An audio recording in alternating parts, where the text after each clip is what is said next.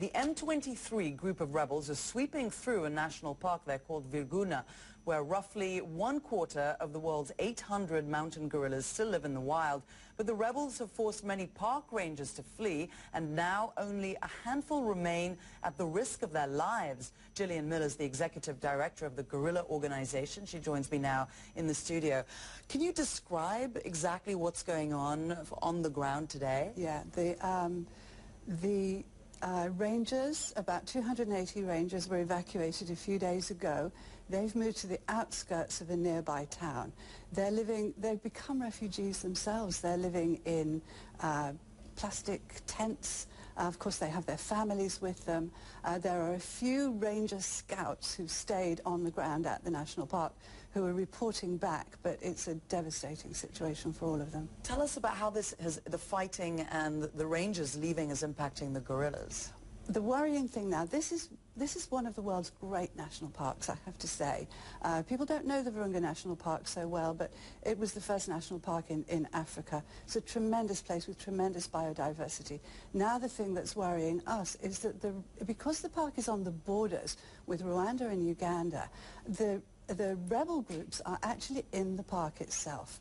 Now the United Nations peacekeeping people have teamed up with the Congolese army, and there's actually been fighting within the park. So this is very worrying, and if the rangers can't be there to check on the gorillas, who knows what's happening. Why are the gorillas so rare? That's a really good question. There was a lot of poaching in the early part of the 20th century. Some of that, the poaching for getting infants to take them to zoos and things like that, that kind of stopped. But now, of course, the threat is habitat loss, the pressure of population, and this war has been going on since the mid-1990s. This is the war that overthrew Mobutu, and it hasn't really died down since then. You've been there many times. Yeah. Describe to our audience around the world what it's like to be in Virungas National Park and what it's like to be around these amazing gorillas. In peacetime, it's magical. Yeah. In peacetime, it is absolutely magical. And you know the thing about the gorillas, they are so much like us. It's not like seeing any It's just one little animal. DNA thing that's slightly different between a human and a gorilla, right? I think it's just the tiniest thing. Some people have said it's a voice box. Really?